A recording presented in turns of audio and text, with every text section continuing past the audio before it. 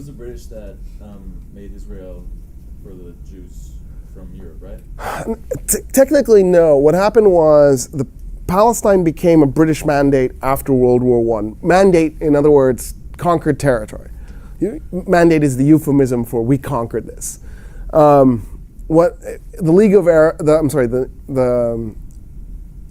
League of Nations, which was the precursor to the UN, sanctioned what Britain had done. What happened was at the end of World War II, the UN voted and Britain abstained. Britain did not vote for. They could have vetoed it. They had veto power, so they could have just said no. But they abstained, which then meant that they didn't exercise their veto, even though they didn't exercise a yes. And what the UN did was they voted to then split Palestine into an Israel and a Palestine. And they could do that because it was technically British, like it belonged to Britain. Britain did not enforce the split. Britain protested and said, we're against this, we think this is a big mistake. What ended up happening was the British then decided, because they disliked it so much, that they were going to try and prevent Israel and Palestine from forming. The problem is they put their emphasis on preventing Palestine from forming. So Israel ended up coming into existence, and Palestine ended up just disappearing. I mean, in a way, except for the fact that there are 2 times as many Palestinians as Israelis, and this is a long, festering, oozing wound that the world has self-inflicted on itself because it decided that it wanted to create a state that served only one religion at the expense of the people who were already living there. I don't understand how they were allowed to make a nation, like just split a nation that was already occupied and put people there. What do you mean? Do you know where you live? Yeah, there were Native Americans here. Yeah, but that was the olden days. Oh, you mean how could you do it in 1948 in the aftermath of World War II when you would think we would have learned a lesson about doing stuff like that? Or at least people would object. There were objections. The Arab world, for example, objected. There were even some European voices that weren't happy about it, like Great Britain. Having said that, the United States and the Soviet Union and France were very much in favor of it.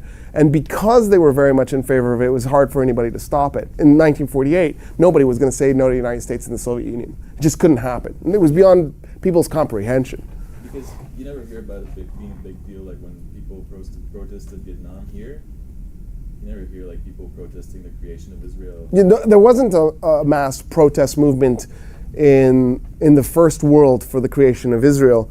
And it was because people had sympathy for what had happened to the Jews, and some people were thinking, okay, maybe if they get their own state, they'll be able to protect themselves.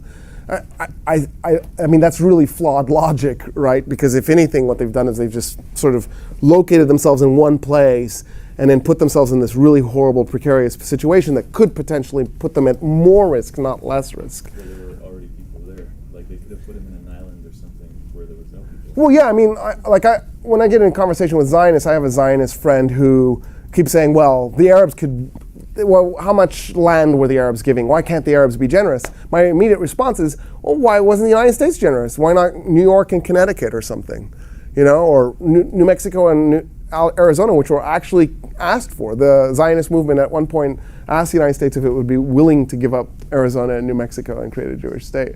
And the United States said no, but we're willing to let you do it in Palestine. So we're willing to be generous with other people's stuff, but not our own. There's this, it makes me think of this study. And I don't know if I'm right about this, but people are asked, and to do this right, I should ask you, but I'm not going to. People are asked to solve this moral dilemma. So there's a railroad track with people on it working. There are 5 people working on it, and they can't hear anything because they're making so much noise. And they can't see anything because they're facing the wrong way. But coming down the track, headed straight towards them, is a train. And it will kill those 5 people when it hits them because it's going so fast. Having said that, you happen to be right next to a train track lever, and you can change what track the train goes on. And the other track has 1 person on it. So if you pull that lever, the train goes over and kills 1 guy. Do you pull the lever? So answer it. No. Yes. There's 1 person saying no, and I see a bunch of people nodding their heads. Any other no's? Are you a no? Yeah, maybe. Like, because it would be selfish to do it. What? It would be selfish. No, actually, selfishly, I would say no. You would say no because why? Because if you pull a lever, you're responsible for the death. If you don't Of the pull one lever, person. right? If you don't pull the lever, okay. destiny isn't. But just the two of you. But maybe Is anybody else a no, or is I'm on the fence. you're on the fence? You say yes? Yes, yes, yes, yes, yes. By the way, I'm a yes. I'd pull the lever. Okay, so now, most people say yes. The vast majority of people say yes. I'm glad, though, that you had that conversation because it was really good. Now, we're going to change the scenario slightly. Same thing, 5 people, can't hear, can't see, train barreling straight at them. You're on a bridge. I don't know where this bridge came from. You're on a bridge over the workers, and there's a guy standing next to you.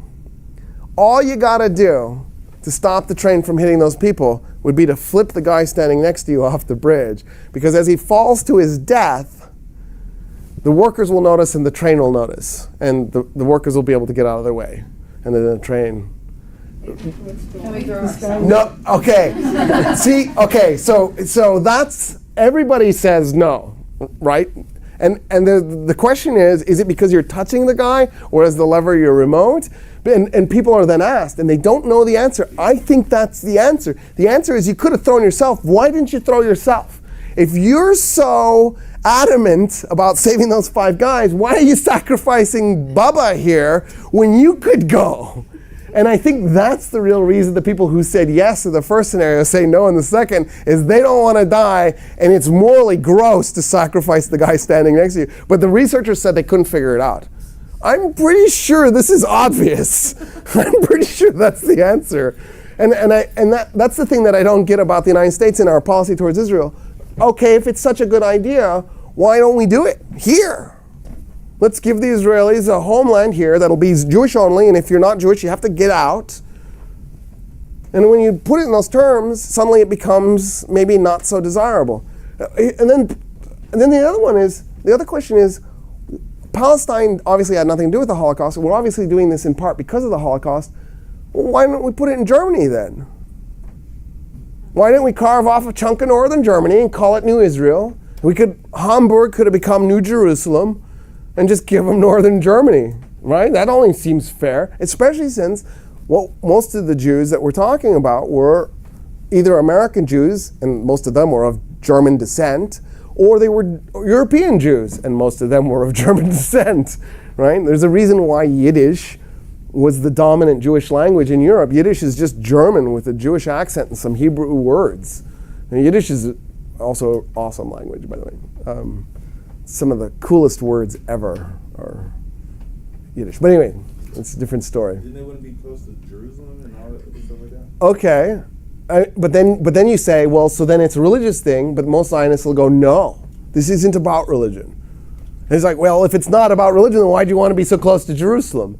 Clearly it's about religion. But then they say, no, I'm an atheist, or I'm a secularist Jew, and I'm a Zionist. And it's like, well, then why did it have to be Jerusalem? This was our homeland. This was your homeland? You're 2,000 years old? I don't understand. Here's the twist. The majority of Palestinians are of Jewish descent and are ethnically more Jewish than the European and American Jews who went and created Israel. So every time a Palestinian is murdered by an Israeli, a person who's more Jewish is killed by a person who's less Jewish. It's true that the Israeli is actually practicing Judaism or is a secular Jew. And it's true that those Palestinians are Christians and Muslims whose ancestors converted from Judaism to Christianity and Islam. But it's just a weird, ironic twist. I mean, it's embittering how ironic it is. It just doesn't make any sense. And here's the problem. I don't think I said this plainly last time, so I'll say it, and then I'll let you go because I'm way over. But I'm sorry. Let me just do this. The problem is if you said, okay, we're going to create a new state, and it'll be secular. It's not for one religion anymore. It'll be a democracy, secular, and there'll be rights for all minorities. And by the way, Muammar Gaddafi actually suggested calling it Isratin, Israel and Palestine, Isratin. So It sounds terrible to me, but whatever. I don't care what you want to call this thing. Call it Israel, call it Palestine, call it Israel, call it Israel, Palestine with a hyphenation like your parents did with you. I don't care. Whatever it is that makes you happy. But if you did it, suddenly there'd be 13 million Palestinians who are Christian and Muslim. I think it's like 10% Christian, 90% Muslim. And then there'd be 6 million Jews. So the Jews would become an instant minority in that state. And they don't want that to happen. That's why they're fighting the Palestinians. They're not fighting the Palestinians because the Palestinians are attacking them. The Palestinians aren't attacking them. They're fighting the Palestinians because they don't want to have Palestine integrated with them because they'll instantly lose their majority. There are actually 7 million Palestinians living in Palestine and Israel. But 5 million are confined to the concentration camp that we call the Gaza Strip. It's just a concentration camp. And then the ghetto that we call the West Bank. It's basically a bunch of little ghetto pockets. And so by doing that, what the Israelis have done is they've created a situation where the natives are in internal exile. Right? They're still in Palestine, they're just not in their homes. Their homes are in Haifa or Jaffa or Jerusalem. And so they're displaced inside their own country as a majority, but with no rights to citizenship. This is like the most nasty thing since apartheid Israel and apartheid South Africa. It might be worse than apartheid South Africa in some ways.